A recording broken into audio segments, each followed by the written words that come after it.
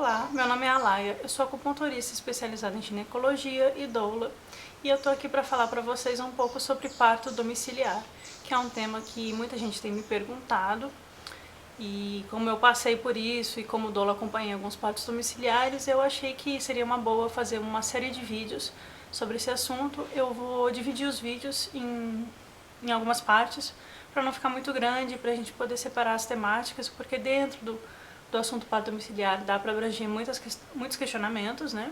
E esse é o primeiro vídeo da série, não sei se dá para chamar de série, mas eu espero que ajude a tirar dúvidas das mães que estão cogitando parto domiciliar, tirar dúvida dos familiares que estão com medo porque a filha ou a irmã vai ter um parto domiciliar planejado, e desmistificar um pouquinho esse assunto que tem sido muito falado e pouco compreendido. É um assunto que está em pauta já há alguns anos no Brasil, tem tido um aumento cada vez maior de procura para partos domiciliares, mas a gente precisa saber de que tipo de parto a gente está falando quando a gente fala de parto domiciliar, que não é simplesmente ter o bebê em casa. E por que as mulheres estão buscando esse tipo de assistência e que tipo de profissional está envolvido com o atendimento ao parto domiciliar planejado no Brasil. Vou falar um pouquinho das evidências científicas, dos materiais, dos riscos e um pouco de como pode ser a experiência, né, desse tipo de nascimento para uma mulher que busca isso de uma forma bastante consciente. A primeira coisa que tem que ficar clara é que o parto domiciliar ele não é uma moda. Ele tem acontecido cada vez mais no Brasil, mas é algo que acontece há muito tempo em diversas partes do mundo de forma planejada e segura, né? Então, a primeira coisa que a gente precisa saber é dividir o parto domiciliar planejado do parto domiciliar acidental. O parto domiciliar, ele é uma coisa que sempre foi feita, porque na verdade o parto hospitalar institucionalizado é que ele é novidade, né? Que ele surgiu, não sei, na década de 30, 40, que as mulheres começaram a migrar mais da casa para o hospital. Mas até o início do século XX, o parto era um evento familiar, não era um evento médico. Claro que ele envolvia certos riscos e por isso ele foi institucionalizado. Mas tem toda uma questão de mudança de domínio aí, que era o parto que pertencia às mulheres, ele era atendido por parteiras, por enfermeiras e pelos parentes, né, pelas avós, porque já tinha parido, e ele caiu na mão dos médicos. E isso acarretou uma mudança muito grande na forma de atendimento. E as mulheres deixaram de ter domínio sobre os partos, né? Então o parto que ele acontecia em casa era um parto mais livre. A mulher podia escolher a posição que ela ia ficar. Muitas vezes orientavam ela a mal até a ficar deitada na cama, mas assim, dependendo da cultura que ele acontecia, era um parto que acontecia mais do jeito da mulher, porque ela estava no comando. Quando ela entra no hospital, ela perde o comando dessa situação toda. E o comando cai nas mãos do médico. Quer dizer que o parto domiciliar de hoje é igual ao parto domiciliar de antigamente? Não é. É totalmente diferente. Então, quando as pessoas falam assim, é um retrocesso, o parto em casa, isso é coisa de antigamente. Antigamente as pessoas morriam em casa, o hospital que é seguro. E, na verdade, a gente não pode generalizar as coisas dessa forma e colocar de forma tão categórica se é ou não seguro, baseado apenas em antigamente, entendeu? Pois antigamente, de fato, as mulheres morriam no parto. Mas elas morriam porque elas estavam em casa ou porque o atendimento era diferente, porque a assistência era outra. Você tem um parto domiciliar de uma gestação saudável e você tem um parto fisiológico, e entenda que quando eu falo de fisiológico, quer dizer que o corpo foi feito e preparado para fazer isso. Então ninguém precisa de ajudar o estômago a digerir os alimentos, ninguém precisa ajudar o pulmão a respirar o ar. Da mesma forma, o corpo sabe gestar, formar o bebê e depois parir o bebê. Acontece que em alguns casos acontecem problemas. O parto fisiológico, que é aí 80, 85% dos partos, ele pode acontecer em casa e ocorrer tudo bem. O problema jaz nesses 15, 20% que precisam de um atendimento, de uma intervenção, de uma assistência médica. Então, antigamente as mulheres morriam porque não havia assistência médica. Nesses casos, nesses 15%. E não havia pré-natal bem feito. Então, se a mulher estava com pressão alta, não tinha como sulfatar ela. Não tinha um medicamento para controlar a pressão. Se a mulher tinha uma diabetes gestacional, se o bebê estava com a glicemia descompensada, não tinha como saber, não havia um exame e um remédio para tratar. Não havia ultrassom, a gente não sabia se o bebê estava transverso, porque quando ele está horizontal na barriga, em vez de ele estar de cabeça para baixo, ele está deitado. Um bebê transverso ele não pode nascer de parto normal, então ele morria no parto. Às vezes a mulher morria junto, porque era tanto esforço para ele sair, não saía e morriam os dois, e era uma tragédia. Hoje com ultrassom a gente sabe determinar a posição de um bebê. Com o ultrassom e outras técnicas a gente pode saber se o bebê está com uma restrição de crescimento. Então ele não vai nascer morto, porque a gente tem um controle. E é isso que não tinha antigamente. Antigamente não tinha saneamento básico, a higiene era muito mais complicada e não havia pré-natal, né? Então era uma roleta russa. Você tinha 85% de chance de ter o seu filho e ficar bem, mas você tinha um risco de morrer no parto. E as mulheres morriam no parto.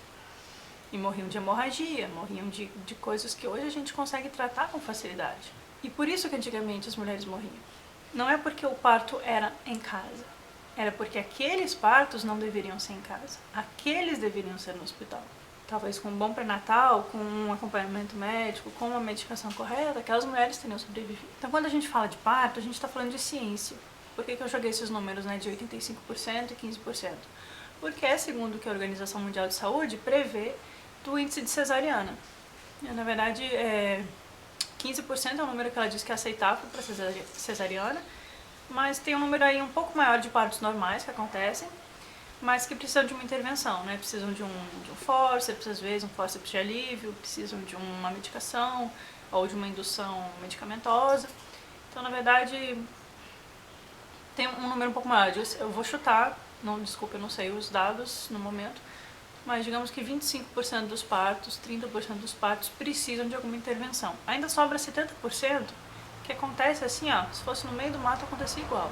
Então quando a gente fala de parto domiciliar, a gente tem que pensar no que está nos dizendo a ciência. Como a OMS chegou nesses 15% e nesse valor de partos que necessitam de intervenção? Com base na experiência, em coletar dados de centenas de milhares de partos, verificar como eles aconteceram, como foram os atendimentos, como nasceu o bebê, com que apegar, se o bebê nasceu mal, se o bebê nasceu bem, como essa mãe ficou, como foi a satisfação dela com o parto. E com base nesses dados, muito bem pesquisados, a gente descobre quantos bebês precisaram de uma cesárea de fato, quantos bebês precisaram de uma reanimação e quantos bebês nasceram sem ajuda nenhuma, né? E aí a gente consegue ver, em termos mundiais, qual é a necessidade de intervenção nesse ato que é um ato fisiológico. Então, quando a gente está falando de ciência, a gente não está falando de parto irresponsável. A gente está falando daqueles partos, daqueles 70% ou 80% que podem acontecer em casa, porque são partos que seguem um padrão fisiológico de uma mulher saudável, de um bebê saudável, que os exames apontaram que está tudo bem e que pode nascer em casa. E ainda assim, não é nascer em casa sozinho, existe uma assistência. Eu vou falar um pouco mais a fundo sobre isso mais à frente. Então, no Brasil, a gente tem 98% dos nascimentos, eles são institucionalizados, né? Eles acontecem em hospitais. Só que o Brasil, ele é chamado, né, de o campeão das cesáreas, e isso é uma taxa lamentável. Quando a gente fala campeão é no mau sentido, porque o Brasil já está com 54% de cesarianas, quando a OMS fala em 15% no limite.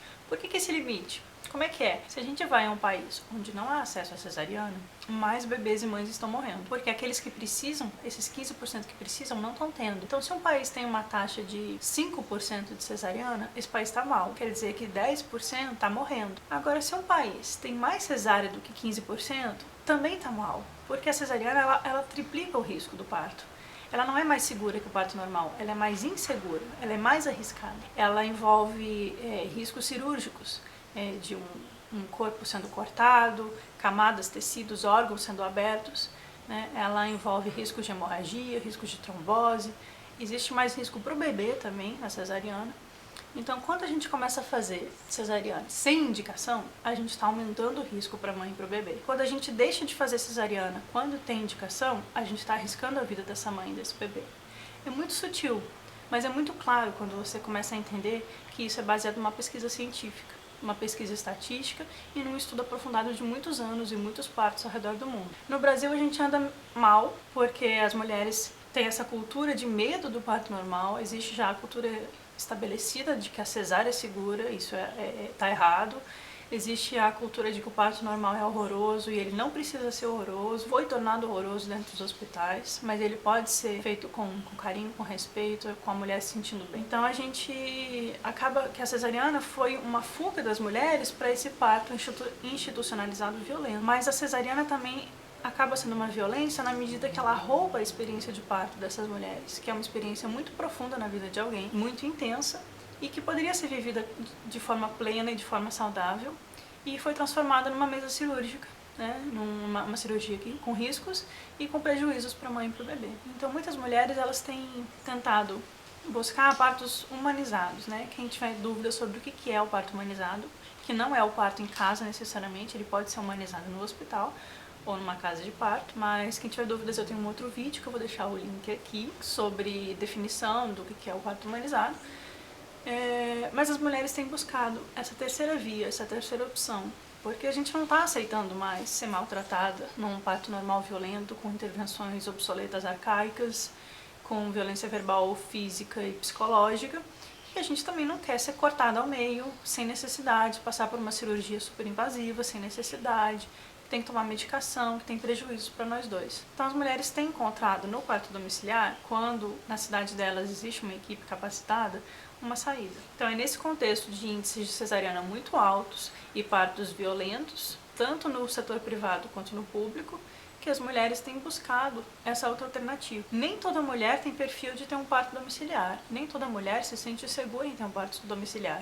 Não tem que ser regra. A OMS, ela coloca que a mulher deve parir onde ela se sente mais segura, porque esse sentimento de segurança também ajuda na liberação hormonal, um fluxo livre, correto dos hormônios, que vai fazer tudo funcionar de forma fisiológica, né? A mulher tem que estar segura. Ninguém consegue fazer cocô com um espectador, né? 10 pessoas te olhando, fala, senta aí no vaso e faz. Não é assim. Parto também. Não é o cocô, é um bebezinho, né? Mas é uma coisa muito grande que está saindo dentro de você. Você precisa de ter intimidade, estar se sentindo bem, estar se sentindo acolhida e segura. Não dá para fazer isso num hospital com as pessoas te hostilizando, com uma luz branca em cima da sua cara e um médico carrancudo, cansado de um plantão longo, gritando com você, mandando você empurrar logo a criança, senão ele vai te cortar. Não é assim que a gente quer parir. Como é esse parto em casa que a gente está propondo e quem pode ter o parto em casa?